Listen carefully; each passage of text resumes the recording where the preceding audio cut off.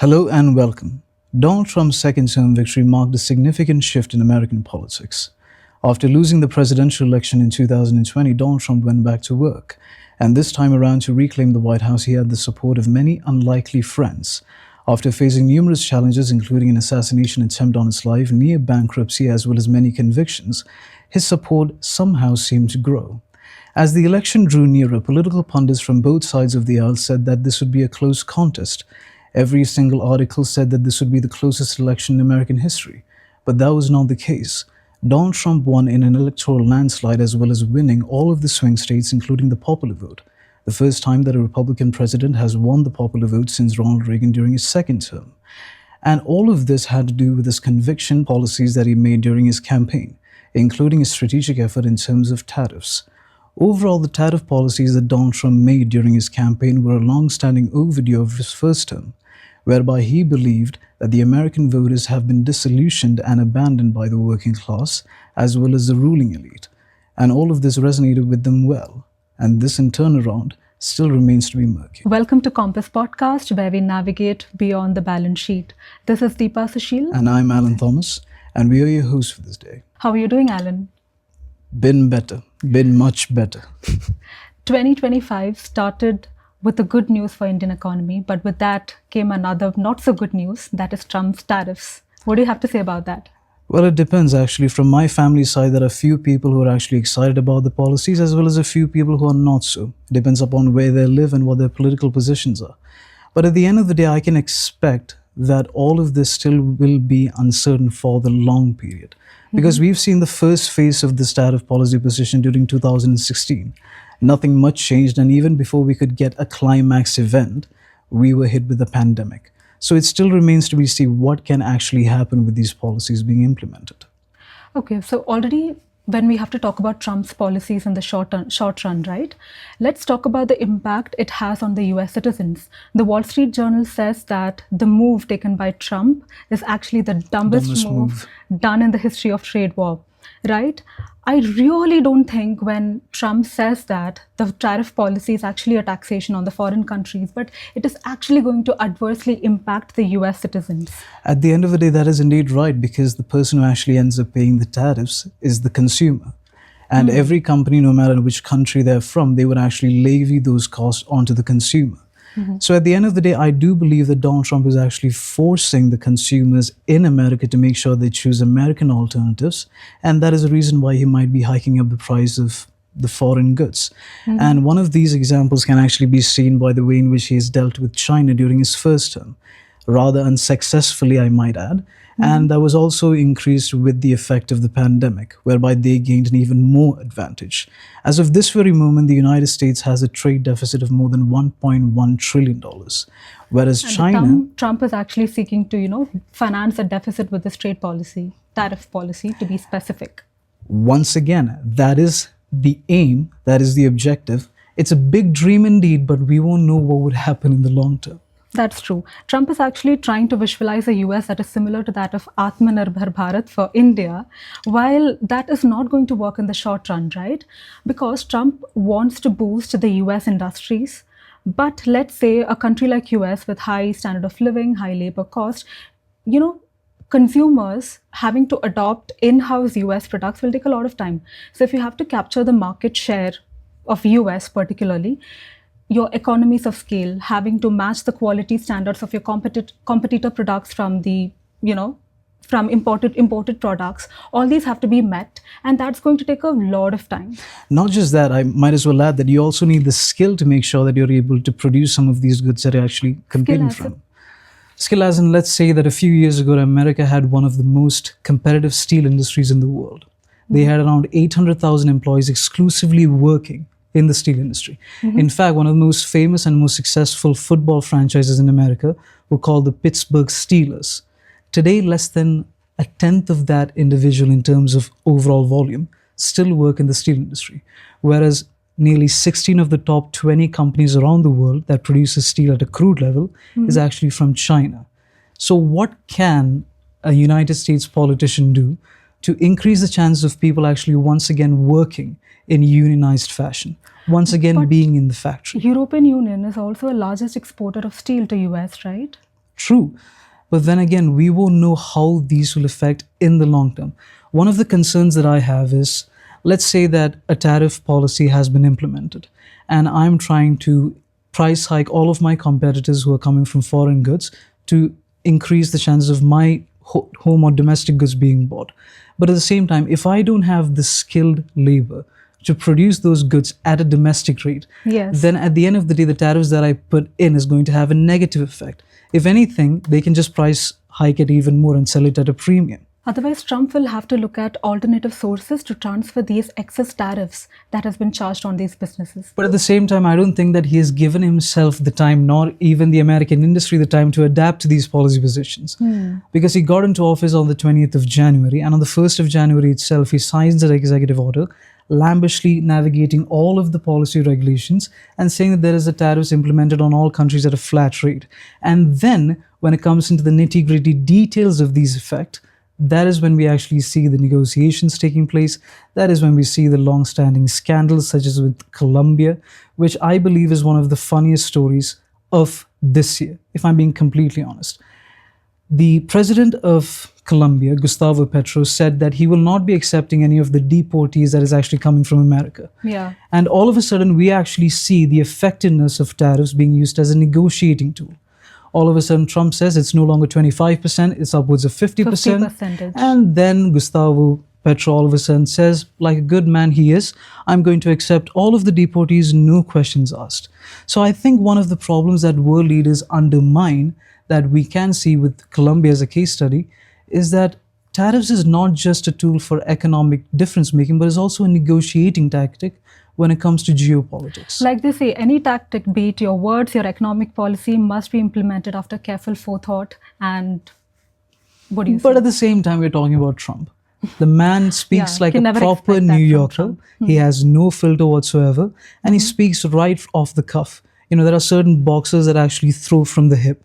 Donald Trump is not Muhammad For Ali, him, he's it's more all of a about Mike business. Tyson. At the end of the day, he deals it like a businessman. And that was actually one of his campaign slogans. It's time to run the country like a business. But I don't think he has actually given it that forethought. Although I believe the influence of men like Vivek Ramaswamy, as well as Elon Musk, being heads of the Department of Government Efficiency, can indeed help navigate these problems that Trump might be setting with these particularly high aims for himself. Because I don't think that the long-standing effect of tariffs can be seen in 6 months or a year. Because you're looking at entire industries being regulated. You're looking at entire markets being shifted to one side. So I believe that we would only see the long-term effects of this maybe by the end of Donald Trump's term, which comes around in 2028. That's right. I think more than a policy, right, aimed at the welfare of US citizens, it's more or less a tit-for-tat tactic that US is using on the other countries so They're that trading he punches. can get them do what he wants. They're trading punches. That's exactly what is happening with them. And all of this creates great media entertainment. And Yeah. if there is anything that can be said about Donald Trump, it's this. He is one hell of a marketing individual. He knows how to market himself. He knows It how did to... work for him as well. He won the election. It works for him tremendously. I mean, even his initial campaign slogan, "Make America Great Again," even though it sounds simple, it's so provocative. Saying that making your country great again, signifying that something has been lost. It's not a single man game anymore. Like, it's a global economy. Every economy is interconnected. So you cannot run a sprint. You'll have to run a marathon together with the other economies. I think Trump, it's high time for him to understand this. I do believe maybe he might have understood this earlier on, but at the same time, the media value that he's able to generate with this kind of tactics, it's more worth to him than anything else. But that isn't clearly reflecting in his policies and the way he's negotiating with the other economies. I completely agree with you, but I don't think that Donald Trump is after the same things that most people in his administration will be after. Like? Well, let's say that Donald Trump, during the first time around, he had major wins in his economy up until the pandemic kicked in. And for the 4 years that he was not president, he was being kicked from either side. And all of a sudden, he's being put back into the White House again. And now he's having a chance to retaliate, take his vengeance. And as a result of that, we have the Department of Government Efficiency, and Elon Musk, of all people, is running the government. Now, I'm not saying that is of net negative or net benefit. I'm simply stating that as a person, as a foreigner, all of this is having great entertainment value. I mean, why do you need Bollywood when you have Donald Trump with the Right. So let's discuss about some of the implications on the Indian economy, right? True. So US have proceeded to do a reciprocal tariff on India, right? Exactly. For example, let's say Indians are already taxing US pistachios at 50%, and US is also looking to do the same to Indian pistachios. Yes. But I think Piyush Goyal has reported that reciprocal tariffs are not going to do much of harm to India, because the amount at which we export from US is not as much as imports we do from US. It's a 2-to-1 ratio. Let's say that there is 3 rupees of total trade being done between the two nations. India is actually exporting worth of 2 rupees, while the US is only exporting 1 rupee. Now, the difference actually comes in significant industries that actually have like a primary effect. For example, India imports a lot of crude oil and petrochemicals. Now, that might cause an effect that will be long term. In the very same manner, the reciprocal tax that is being implemented on the automotive industry. Now, that's a subject that is worth discussing, because one of the significant market competitors in the Indian market for heavy SUVs were Ford, up until a moment where they could not compete against Toyota as well as Mahindra. But however, if this taxation policy, if this reciprocal tariff actually takes place and India makes concessions where they actually agree to the United States market, fine, we'll let you have the win. Then all of a sudden, Ford is no longer competing with Toyota. They're competing with Indian brands. And I can say that a significant portion of the Indian population, especially those with money in their hands, would do anything to make sure they can get their hands on American products, especially if it's at a cheaper rate. And that's not the only thing. Indian nuclear energy sector is heavily reliant upon the electrical equipment that is being imported from the United States. Now, all of a sudden, we can see these house of cards falling one by one. And furthermore, we have the possibility of US companies competing with Indian markets. Now, will that result in Indian jobs being lost? Quite possibly. Will that... But why do you think Indians are going to lose the job just because US companies are investing in Indian I simply think that Indian consumers might just buy more American products. But that would lead to more of job creation, right? Not in India, I don't think so. Why not? Because if Indians were to buy more American products and it's being imported from the United States, the place where the job creation will take place. As per my understanding, the Western countries invest in the Asian economies majorly for cheap labor. And India is, of course, still one of the hub for it. True. India, Vietnam, China, all is. But the only issue with that is, my comeback would be, is that the United States is planning to export the goods. They're not trying to make it here. They're not trying to create a investment strategy where they invest in India. They're simply trying to export things to India, trying to balance that trade deficit they have. That cannot be achieved, I believe, by simply employing more Indians at a cheaper rate. And furthermore, let's just say that you have 2 options. You can buy a Fortuner or a Ford.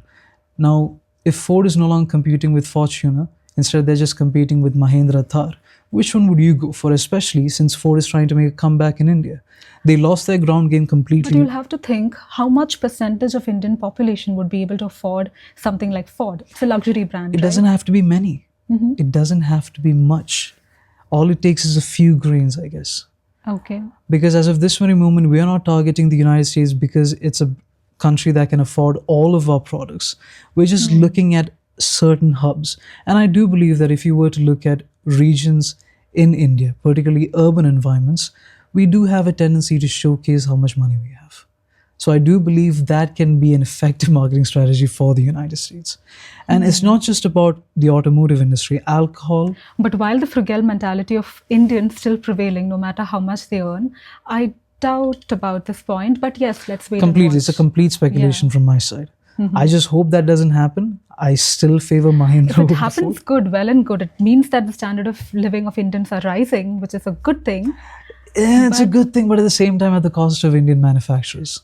I hope Indian manufacturers come up with as good as, cars as good as Ford. Well, certainly they can at least try to buy them out from their hills, like Tata did with Aston Martin, Jaguar, as well as Ford, for example. The acquisitions. And furthermore, there are a few key takeaways that has to be taken into consideration. If this reciprocal tax were to be effect, according to the Commerce Minister, Mr. Piyush Goyal, I believe, he has said that India could be losing an estimated of $7 billion per year. Okay. Now, that is actually a lot of money, even Is that for our specific country, to an industry? specific towards certain industries, especially those that are being affected. For example, the automotive industry. Semiconductor, automotive. Exactly. Now, all of this is actually quite early to draw conclusions, but it's not just India that is being affected. The way in which the United States have been handling these tariffs negotiations is actually pushing India into the hands of the BRIC Association. And they're actually considering it even more strongly now. Before we move to BRICS, the Minister Piyush Goyal is already in talks with the US representatives of the Commerce We Department. know nothing for sure as of this very moment. It's still underway. I think the meeting has begun. It's a 7-day long meeting and it's going to conclude tomorrow. Yes. So they are in talks to see what concessions can be done in terms of tariffs and other trade policies. Yeah. Now, moving on to the BRIC nations, we also have to take the allies of the United States and Europe into account. Because the relationship with Europe have been strained over the past few months since Donald Trump won his election. Not just taking into account the war that we have seen between Ukraine and Russia, given that Ukraine is not a part of the European Union or NATO, still the support that Ukraine has developed with European allies and Donald Trump's close relationship with Europe has indeed put a strain because of these tariff negotiation tactics. Now, Trump's decision to impose tariffs on European goods, from the primary sector towards steel and aluminum, towards staple foods such as orange juice, I think that the breakfast menu in many American diners are going to change. Because if you're going to impose a They better tariff choose an alternate. on orange juice, I don't think the American consumer is going to feel even more of a hit than having to pay more for orange juice. But do you think Trump has chosen to target EU just because it supports Ukraine? I do believe that might be the case because the more funding Ukraine is able to secure from European allies, the more they're able to prolong the war with Russia. Yeah. And one of the key promises that Donald Trump made during his campaign was trying to effectively create a peace agreement. Now, be that as may, it's still in the talks, it's still in development. And we saw what kind of a conversation that would be a few days back when President Zelenskyy visited the White House. Now, all of this are still completely opinionated, but at the same time, this pushes many significant key players in global trade towards the BRIC Association. And one of the most devastating causes of this that can possibly happen is if the United States dollar is actually dropped as the world's reserve currency. Now, for those of you who might not know, the United States is nearly having an international debt of $30 trillion. Now, the reason why the American consumers haven't really felt that at the grocery price, even despite rising inflation, is because of the demand of the dollar. Countries like Saudi Arabia, whenever they want to trade crude oil, they have to exchange their currency for the United States dollar. Until last year, where Saudi Arabia didn't renew that agreement again. But what if, simply what if, the world was completely about to drop the United States dollar as its reserve currency? I think country would go bankrupt overnight. Exactly. While BRICS haven't been clear if it's going to replace US dollars, Trump has definitely given them threats to make sure that they do not replace US dollars. So, True. yeah. And here's this question that I want to ask anyone who's actually interested in this subject, even for entertainment purposes completely. Let's say that you work as a consort for the advisor for any of the ministers who's actually dealing with this issue head on behalf of our country. What advice do you think you would give them? I'd reiterate the same thing that I said in the beginning. You're a part of global economy, so you cannot just run the sprint alone, right? 97% of US clothing, okay, comes from exports. So the major hubs are India, Bangladesh, and so India does have a weapon to counteract the policies that it's implementing on India, right? So I think I'll probably tell Trump to understand these interdependencies and try to bring in concessions in terms of the tariff policies or whatever trade policies he's trying to impose on other countries. And yes, as Trump himself has told that Modi is a tough negotiator. So I think he heading the advisors of the country, I'm sure it's not going to be an easy game for Trump to implement any and anything on Indian trades. Well, I do believe that Donald Trump and Narendra Modi negotiating would indeed be a great spectacle if they can telecast it in the same way that they did with But I Vladimir doubt if they Zelensky. would do it. But I doubt they do it. First of all, there's a language barrier. And secondly, I think that India as a country is having a lot of strength. They have a lot of cards to negotiate from. Because as you said, we have them on the whole in terms of exports.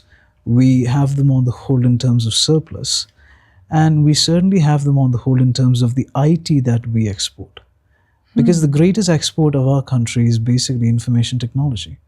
And I don't think there is a Or close was it second to it. clothing? I'd beg to disagree on that. Go ahead. I think when you talk about IT, majority of the Indians work in the IT sector of US. But when you talk about exports, I think clothing is the highest. In terms of services? US, not sure. In terms of services, So you completely say in in terms terms of of services. services, it is IT. Yes. Okay. So I would say that India, one of the greatest strength that India has, especially in terms of its greatest significance, a key factor amongst, even while negotiating with BRIC countries, is the fact that our IT sector is actually so prominent that we're actually leading the way in certain cases. Even if we were to look at many of the people who are actually heading American companies in the field of technology, majority of them actually come from India.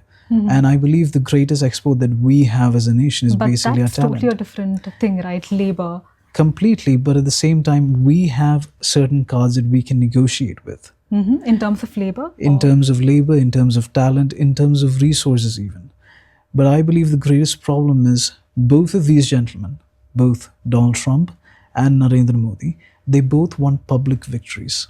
And I don't think either of them are going to concede in that regard. As of this very moment, I think the best way for Donald Trump to move forward is to give public victories to others, save face, and then slowly move forward with the negotiations in favor of his country. Which certainly Trump isn't doing right now. Do you think so? I don't think he's ever done that in his entire life. It's Donald Yeah. Trump.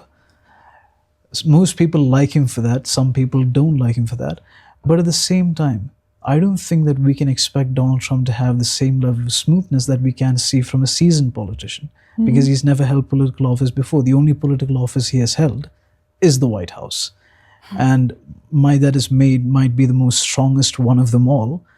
But still, we just have to give it time, because it's very early to draw conclusions and to pick winners in this trade war. Yes, we'll have to wait and watch. Because it has created a significant impact on the global economy, particularly with regards to the influence of BRIC nations, as well as straining the relationship America has with Europe. India is also having certain struggles. We are trying to navigate as much as we can. But at the same time, here is something else that we should potentially look into. What do you think would be the reactions of people would be? Let's talk about consumers Okay. for one particular moment. We've spoken about nations, leaders, as well as navigating through the entire strategic pathway. Let's talk about consumers specifically. What do you think American consumers are going to think? Especially since a great staple product like orange juice is actually imported into the United States from countries like France, Italy. It's a staple of American breakfast. It's a must in any American diner, even the ones that actually have branches in India. If you were to go to Burger King or McDonald's, you would actually find orange juice there. So what do you think would happen to the average American consumer's perspective when they see that an orange juice that was worth $1 a See, month let's be ago? very honest. There has been a lot of American supporters for this tariff policies. But I think one thing which the US consumers are overlooking is, again, the integration of the excess tariff which the businesses have to pay being integrated into the price of the product, right? So at the end of the day, this has to be borne by US citizens, which will pave way to inflation. So as a consumer, if I have to think from this perspective, I do not encourage the policies what Trump has bought in. At the end of the day, it actually makes for a good joke. Good joke. Yeah, if you want to invest in anything, make sure you invest in inflation, because that's going up anyways. And furthermore, we also have to look at the impact that it's going to have on American companies in other nations.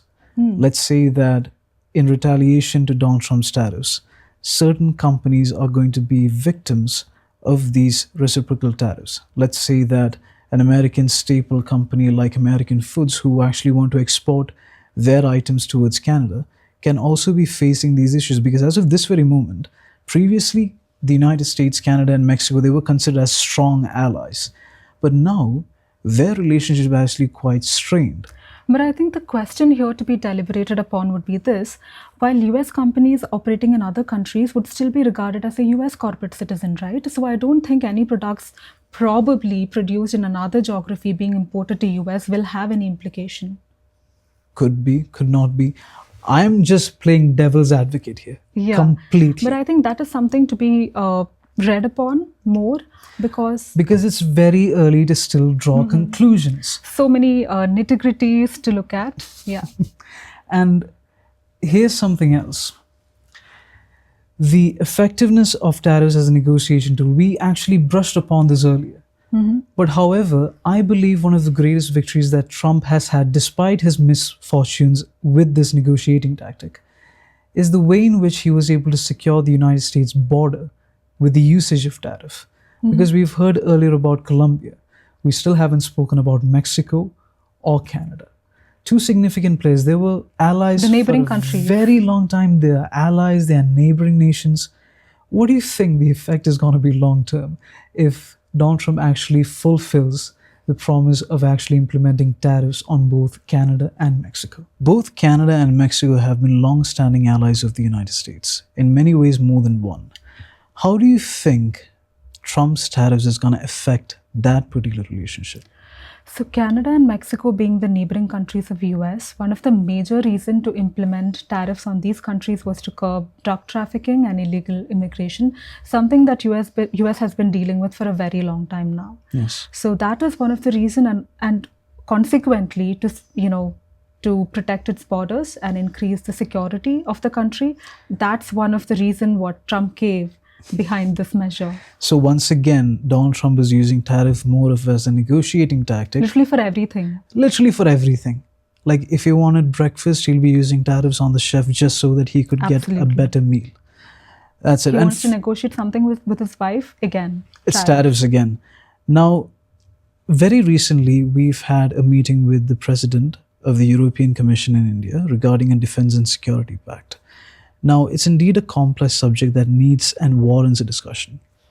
Please tell me about it. I think EU has taken the step in the wake of the security measures which US is taking by imposing trade policies or tariffs or whatever you call it, right? So I think last week, the President Commissioner of EU, Ursula, right, she came to India to have a talk with the Minister of Commerce to expedite this FTA agreement relating to security and defense. So it nudges me to think that it is definitely a countermeasure by EU, right, partnering with India. And which industry does that particularly affect? Security and defense, of course. That's all. It's quite ironic that we actually left out the biggest player in all of this for the end, because China is nothing more than the big red elephant in the room. And they are the biggest player when it comes to anything that has to do with manufacturing. They have a trade surplus north of more than $800 billion.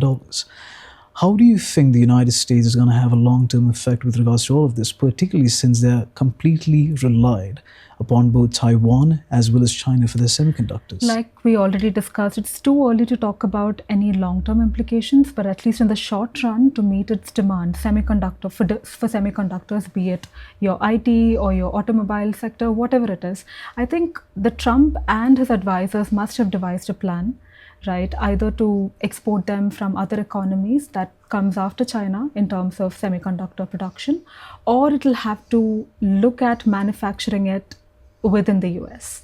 So these are the only two options I can think of. Once again, we would just have to wait and see how things unfold. Absolutely. In conclusion, it's very early to pick winners in this trade war. The tariffs have had a significant impact on the global economy. It has hurt businesses and has even called into question alliances amongst nations that were long-term friends. We can only think and hope that everything completes peacefully. But at the same time, this creates opportunities for new industries in India as well, who can take advantage of these conclusions in the meantime. But at the same while, we have to wait and see how all of this will unfold. And should we just go over to McDonald's to see the prices ourselves? Indian McDonald's or US? Hopefully the United States, but I would have to check with my travel agent and my dad. Hopefully he sends me more money this time around. And hopefully they haven't marked up the prices on the hamburgers. And the orange juice as well. Right, that too. But then again, we can only hope for the best. This has been the Compass Podcast, where we try to navigate beyond the balance sheet. Thank you so much for listening. This is Deepa Sushil. I'm Alan Thomas. Signing off. Thank you all.